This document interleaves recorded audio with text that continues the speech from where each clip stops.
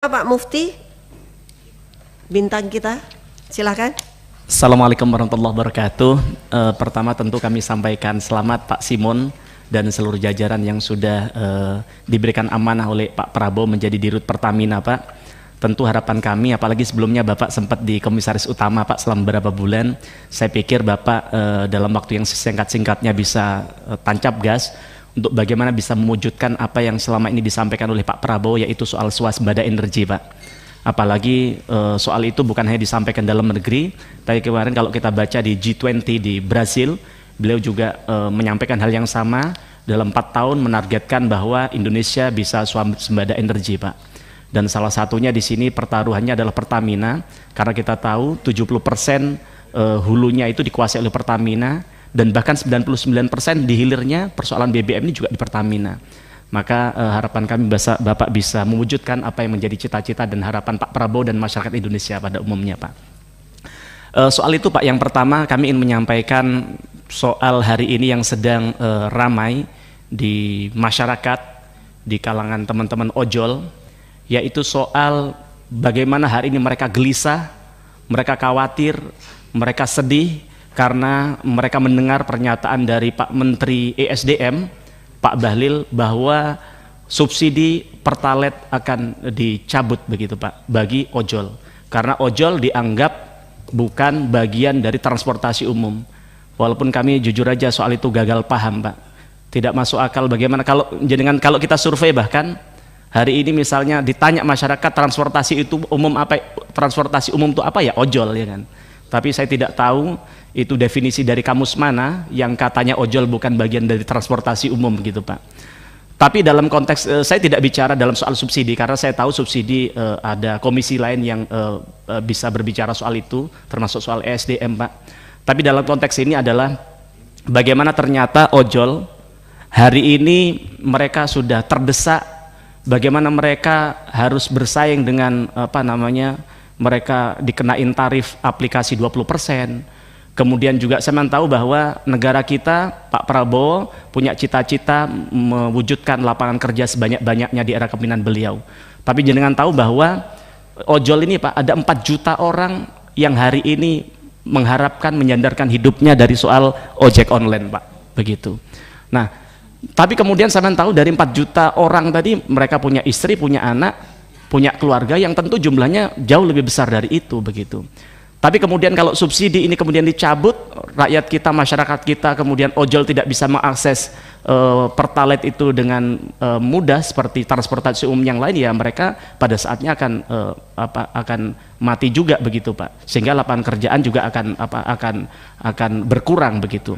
Nah, dalam konteks Pertamina ini yang ingin saya sampaikan kepada Bapak adalah kita coba belajar. Saya kemarin coba membaca-baca. Ternyata mungkin oke lah kalau Pertalite mungkin kita tidak bisa seterusnya bisa memberikan subsidi kepada rakyat. Juga itu tidak mendidik, kan begitu, Pak. Tapi bagaimana tugas Pertamina ke depan adalah mewujudkan, menghadirkan energi yang mudah dan murah bagi rakyat. Saya coba tadi malam setelah banyak ojol menyampaikan masukan kepada kami, Pak, kami coba mencari exitnya apa sih kira-kira yang bisa diberikan Pertamina kepada rakyat kita, khususnya ojol ini, Pak. Oke lah, Pertalite misalnya tidak ada itu, ya kan. Tapi kemudian kalau kita bicara Pertamax, Pak, Pertamax 92, ternyata negara tetangga kita, Malaysia, yang saat itu mereka belajarnya ke Indonesia, di sana hanya 6.800, Pak, per liter. Tapi jenengan tahu di kita rata-rata di tahun 2024 harganya 12.500, walaupun hari ini 12.100. Tapi coba saya kalkulasi rata-rata 12.500. Artinya apa? Harganya jauh lebih murah 50% dibandingkan Petronas Malaysia, begitu. Apakah kemudian pertanyaan, apakah kemudian ketika Petronas itu, Malaysia itu bisa menghadirkan BBM murah untuk rakyat, apakah mereka rugi? Tidak juga. Setelah saya dapatkan datanya tadi malam, ternyata keuntungan laba dari Petronas adalah 267 triliun, 4 kali lipat daripada laba Pertamina, Pak. Mereka sudah bisa menghadirkan BBM yang murah untuk rakyat, tapi juga mereka untung, tidak kemudian rugi, begitu. Nah, maka ini tantangan bagi Pertamina, bagi Pak Simon. Apalagi kalau tadi lihat Bapak semangatnya, Bu pimpinan kita bilang sampai subuh Bapak siap, ya betul, Bapak terverifikasi sebagai lulusan Taruna Nusantara, Pak. Nah, jadi harapan kami Bapak kami minta kepada Bapak Kira-kira mungkin tidak, kita tidak muluk-muluk Pak, kita tidak minta rakyat kita subsidi, rakyat kita bukan pengemis Pak, mereka kerja keras yang malam ojol ini Pak.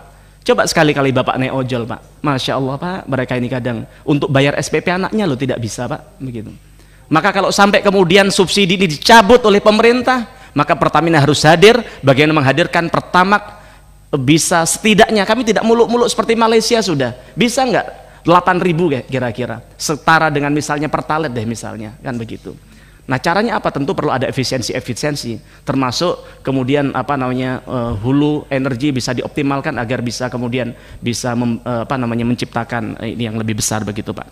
Kemudian yang kedua, hari ini juga sedang banyak menjadi pembicaraan di masyarakat soal BBM kualitas Pertamax yang dimiliki oleh Pertamina itu buruk Pak. Kalau kemarin kemudian setelah ada viral yang kasus sepeda motor macet itu, setelah ada kasus sepeda motor macet itu, kemudian dari pihak Pertamina menyatakan setelah diuji oleh PIPB ternyata katanya itu bukan karena faktor Pertamax, tapi memang karena faktor motornya, mobilnya yang memang tidak fit begitu. Tapi harapan kami Pertamina, Pak Simon juga tidak bisa percaya begitu saja terhadap bawaan Bapak. Masa sih jutaan rakyat Indonesia kalau saya scroll di TikTok itu Pak, itu mengatakan hampir yang bahasanya sama, mereka salah satunya mereka bilang apa Pak, ketika saya ambil garis benang merahnya, ternyata hampir semua mengatakan bahwa kualitas Pertamax ini ketika orang ngisi Pertamax milik Pertamina ini Pak, motornya berbet Pak, yang kemudian lama-lama motornya macet dan rusak, dan ini bukan 1-2 orang Pak, ribuan. Saya tidak bisa hitung lagi berapa jumlahnya, Bapak bisa tim Bapak bisa hitung itu. Kalau perlu ditindaklanjuti, ditanya namanya siapa, alamatnya di mana, ininya apa ya kan. Jadi harapan kami agar kemudian kualitas Pertamina, integritas Pertamina bisa dijaga, agar apa yang sudah dilakukan oleh founding father kita yang bersusah payah menciptakan Pertamina ini, agar bagaimana bisa kepercayaan bisa tetap terjaga. Karena jenengan tahu seperti di dapil saja Pak. Kan mohon maaf, orang beli mobil tidak semudah Bapak beli mobil Pak, mereka harus kredit bertahun-tahun, sehingga ketika punya mobil mereka harus elus-elus bagaimana dia mengelus-elus istrinya di rumah, betul itu Pak. Nah sehingga ketika dia punya mobil, mereka memikirkan bagaimana ini bisa dapat BBM yang sehat dan baik untuk mobilnya. Dan jenengan tahu dapil saya Pasuruan Pak, tapi mereka jauh-jauh beli BBM ke Surabaya dan ke Malang untuk biar bisa beli di namanya BP Pak.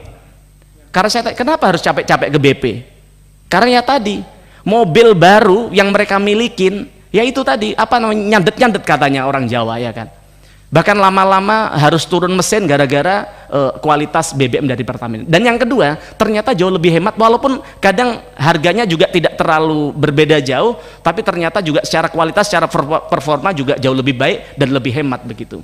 Nah ini tentu kami minta kepada Pak Dirut, Pak Simon, di rapat berikutnya Bapak sudah menyampaikan kepada kami paparan soal ini sejujur-jujurnya, dan kami minta tindak lanjutin itu Pak, jangan didiamkan itu masyarakatnya di media sosial itu Pak. Maka harapan kami kalau memang Pertamina ini sudah tidak bisa menghadirkan BBM yang murah, tidak bisa menghadirkan BBM yang berkualitas, bubarkan saja sudah Pak, kasih Petronas dulu masuk ke bangsa kita untuk bagian menghadirkan BBM murah. Buat apa kita bicara soal kedaulatan energi, tapi kemudian rakyat kita harus dijerat dengan harga BBM yang mahal, harus ditipu dengan diberikan BBM yang tidak berkualitas.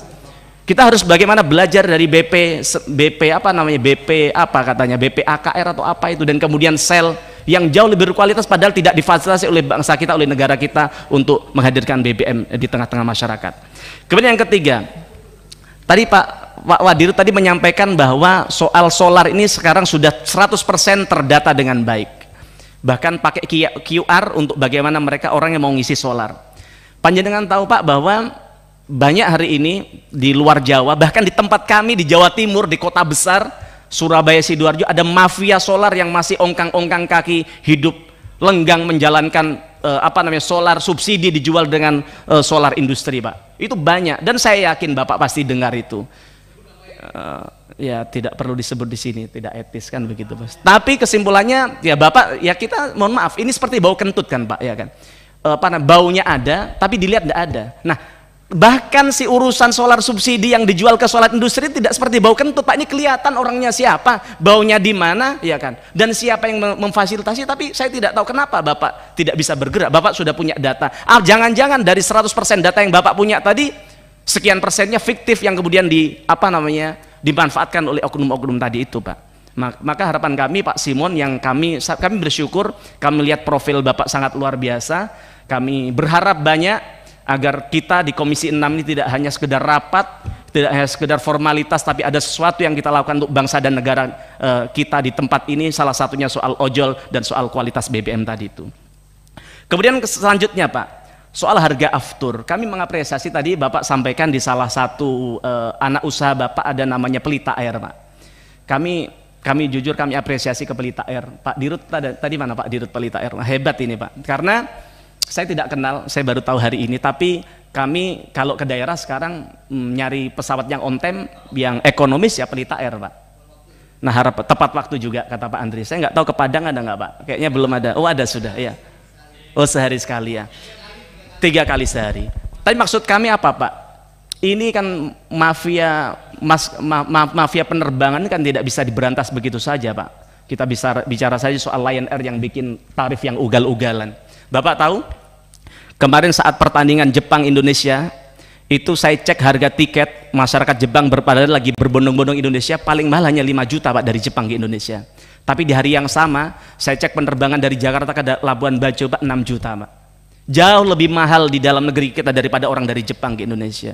Maka bagian dari Bapak apalagi pernah dididik di Taruna Nusantara, ke Bapak merah putihnya harusnya lebih kental daripada rakyat-rakyat yang lain Pak. Maka harapan kami dalam rangka menyelamatkan bangsa kita agar kita tidak jajah oleh mafia-mafia tadi, perbesar itu Pak namanya Pelita Air Pak. Karena pesawatnya sudah bagus, bersih, tepat waktu dan terjangkau. Kalau perlu bisa-bisa ya seperti yang target yang sudah dilakukan oleh Pertamina ini, salah satunya adalah membantu pemerintah untuk menurunkan harga tiket dengan menurunkan harga aftur. Tapi apakah dengan menurunkan harga aftur 10% tadi sudah cukup untuk rakyat kita? Tidak, ya kan? Karena hari ini juga harga tiket masih mahal. Maka solusi lain adalah bagaimana Bapak bisa mendorong agar orang, kalau zamannya di Inka Pak, saya tahu kereta api sampai hari ini, walaupun Pak Jonan sudah berapa puluh tahun lalu jadi dirut KAI, tapi orang kalau lihat KAI selalu ingat namanya Pak Jonan. Maka kami pengen ketika orang diingat namanya Pelita Air, dia ingat namanya Pak Simon Pak ke depan, gitu Pak ya.